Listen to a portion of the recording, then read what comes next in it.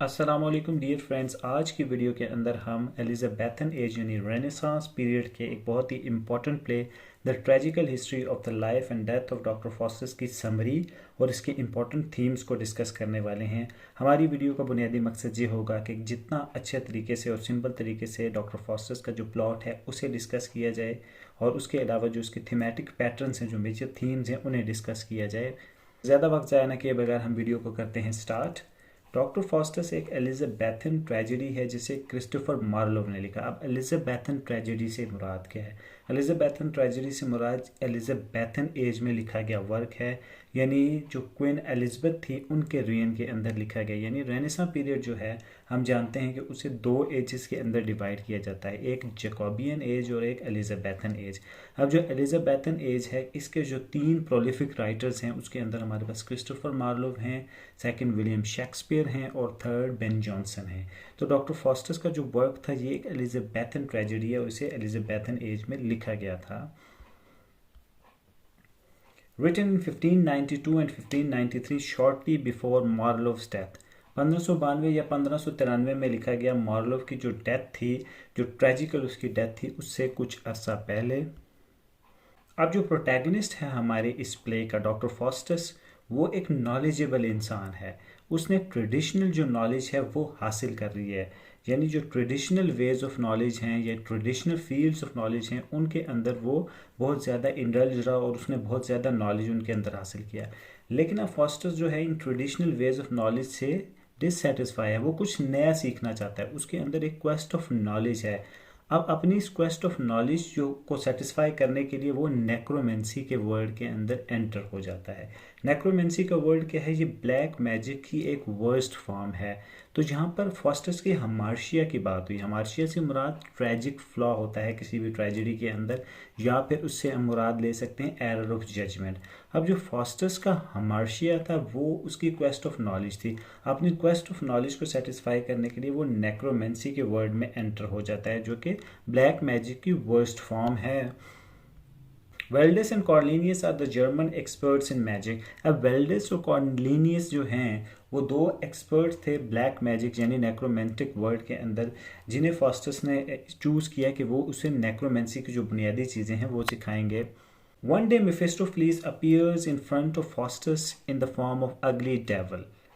ये एक दिन का वाक़या है कि जो मेफिस्टोफेलिस, जो कि एक सैटन की आर्मी का एसोसिएट है या उसका मेंबर है, वो डॉक्टर फॉस्टस के सामने आता है। ल्यूसीफर उसे भेजता है और वो एक एगली डेवल की फॉर्म में आता है। अब डॉक्टर फॉस्टस क्योंकि रेनेसा मैन है तो उसके अंदर एस्थेटिक जो है सेंस बहुत अच्छी है, तो वो मेफिस्टोफेलिस को ये वार्न करता है कि तुम चले जाओ और किसी प्रेजेंटेबल सूरत में मेरे सामने आओ। Faustus says that he is ready to sell his soul to Lucifer if he is given absolute power for 24 years। अब ल्यूसीफर कौन है? हमने पैराडाइज लॉस्ट को देखा।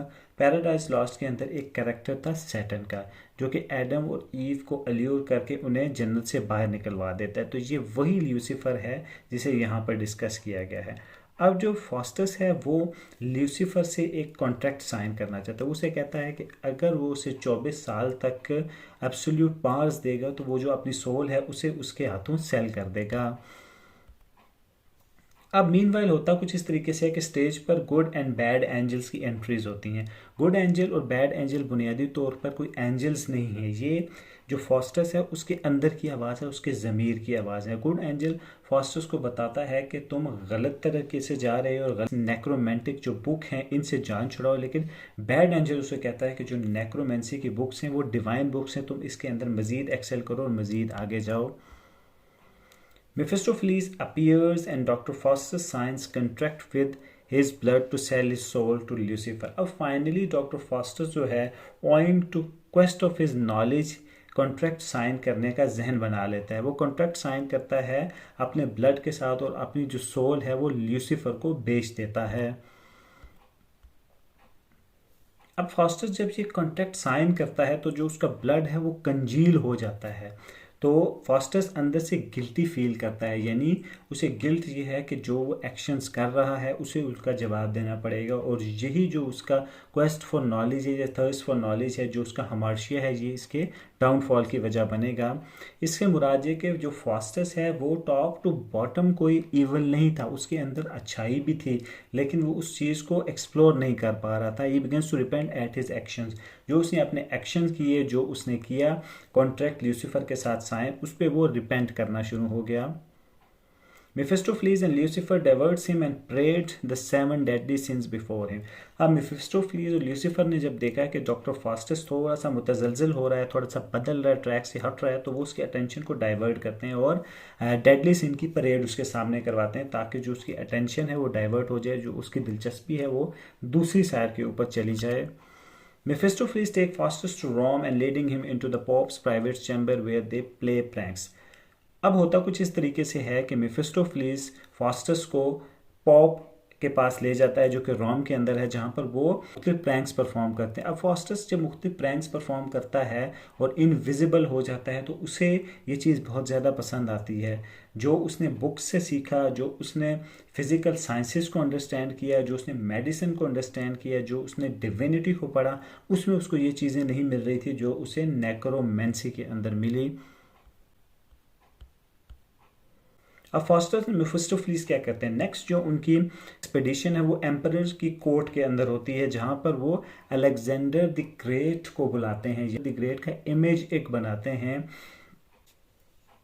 अब उसके बाद वो हेलेन ऑफ ट्रॉय को भी उसका भी इमेज बनाते हैं और उसकी भी परफॉर्मेंस करवाते हैं स्टेज के ऊपर। अब हेलेन ऑफ ट्रॉय क्या है कि ग्रीक माइथोलॉजिकल कैरेक्टर है और इसे ज़्यूस की बेटी कहा जाता है, और ये एक बहुत ही खूबसूरत विमेन का कैरेक्टर है। आफ्टरवर्ड एक ओल्ड मैन है जो वो स्टेज पे अपीयर होता है। अब ओल्ड मैन क्या करता है कि फास्टस को बताता है कि जिस राह पे तुम चल रहे हो उसका नतीजा सिर्फ और सिर्फ डाउनफॉल है, और तुम्हारा डाउनफॉल जल्द ही होने लगा है। लेकिन फास्टस जो है, क्योंकि टॉप टू बॉटम तो ईवल नहीं था, लेकिन अब वो इतना इंडल्ज हो चुका था कि जब वो पीछे देखता है तो उसे पता लगता है कि अब वापसी का रास्ता मुमकिन नहीं है। Soon clock strikes 11 and Foster realizes that he has to give up his soul. अब जब 24 साल मुकम्मल हो चुके होते हैं, तो जब क्लॉक जो है घड़ी 11 बजाती है, तो फास्टस को पता चल जाता है कि अब उसका एंड नज़दीक है और उसे अपनी सोल जो है वो ल्यूसीफर के हवाले करनी पड़ेगी। जब क्लॉक स्ट्राइक करती है तो डेवल अपीयर होते हैं और फास्टस को एटर्नल डैमिनेशन की तरफ ले जाते हैं, और नेक्स्ट डे जो फास्टस की डेड बॉडी है उसे फुल ऑनर्स के साथ उसके जो एसोसिएट इर्द गिर्द के लोग होते हैं वो ले जाते हैं। अब थीम्स क्या होते हैं? थीम्स बुनियादी तौर पर वो आइडियाज़ होते हैं कि जिसके गिर्द जो लिटरेरी वर्क है उसका प्लॉट रिवॉल्व करता है। अगर किसी भी लिटरेरी वर्क को आपने अंडरस्टैंड करना है तो सबसे पहले उसके थीमेटिक पैटर्न्स को देखेंगे। जब आप उसके थीम्स को अंडरस्टैंड कर लेंगे तो 100% जो एक लिटरेरी वर्क है उसकी अंडरस्टैंडिंग आप डेवलप करेंगे, और हर किस्म का क्वेश्चन जो है आप उसको अटेम्प्ट करने की पोजीशन में आ जाएंगे। यानी फास्टस को जो करेक्टर है, हमने देखा कि वो टॉप टू बॉटम को बुरा नहीं है, लेकिन अपने हमार्शिया की वजह से वो सिंस की तरफ जाता है, वो गुनाह का इर्तिकाब करता है और नेक्रोमेंसी के वर्ल्ड के अंदर एंटर हो जाता है, और इसी नेक्रोमेंसी के वर्ल्ड में एंट्री की वजह से वो कुछ ऐसे एक्शंस परफॉर्म करता है कि जो कि उसके डाउनफॉल का सबब बनते हैं। डॉक्टर फास्टस एक रेनेसांस इंडिविजुअल है, यानी जितने भी इज़म्स हैं रेनेसांस के, चाहे वो एस्थेटिसिज्म हो, चाहे वो स्केप्टिसिज्म हो, चाहे वो ह्यूमनिज्म हो, चाहे वो क्लासिसिज्म हो, वो हमारे इस प्ले के अंदर कवर होते हैं। अब एस्थेटिक सेंस डॉक्टर फास्टस का आप जब प्लॉट को पढ़ेंगे तो आप बहुत सी जगह देखेंगे, तो ये एक इम्पॉर्टेंट एस्पेक्ट है डॉक्टर फास्टस का। अब जो डॉक्टर फास्टस का हमार्शिया था, जो उसके डाउनफॉल की वजह थी, वो उसकी क्वेस्ट फॉर नॉलेज थी। वो चाहता था कि वो ज़्यादा से ज़्यादा नॉलेज गेन करे। उसने फिज़िकल साइंसेस को पढ़ा, उसने मेडिसिन को पढ़ा, उसने डिविनिटी को पढ़ा, उसने जस्टिस के इल्म को, कानून को पढ़ा।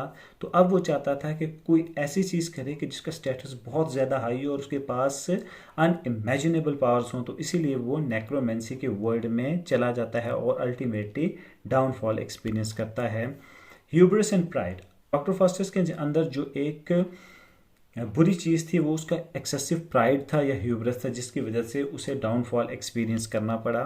डैमिनेशन, डोमिनेशन एक इम्पॉर्टेंट थीम है कि जिसके अंदर जो डॉक्टर फॉस्टर्स का डाउनफॉल है उसे डिस्कस किया गया कि किस तरीके से जो उसकी अपनी एक्टिविटीज़ थी वो उसे परमानेंट डोमिनेशन की तरफ ले गई। Good versus evil. जब हम इस प्लॉट को अंडरस्टैंड करने की कोशिश करते हैं तो इसके अंदर दो फोर्सेस हमें नज़र आती है, एक गुडनेस की फोर्सेस नज़र आती है और ईवल फोर्सेस नज़र आती हैं। डॉक्टर फॉस्टर अनफॉर्चुनेटली जो ईवल फोर्सेस है उनकी तरफ अट्रैक्ट हो जाता है। जब वो ईवल फोर्सेस की तरफ अट्रैक्ट हो जाता है तो वो उनके साथ कॉन्ट्रैक्ट साइन कर लेता है, लेकिन जो गुड एंजल्स या गुड फोर्सेस होती हैं उसे फॉर द टाइम बीइंग वो नेग्लेक्ट करता है, लेकिन अल्टीमेटली वो ये एक्सपीरियंस कर लेता है कि जो गुडनेस है उसी ने ही अल्टीमेटली प्रिवेल होना है और जो ईवल फोर्सेस हैं उन्होंने एक ना एक टाइम ख़त्म हो जाना है। डियर फ्रेंड्स, यहाँ वीडियो को करते हैं इख्तिताम। मेरी आपसे रिक्वेस्ट है कि चैनल को सब्सक्राइब करें और वीडियो को थम्स अप ज़रूर दें और मुझे अपने कमेंट से ज़रूर आगाह करें। Thank you very much.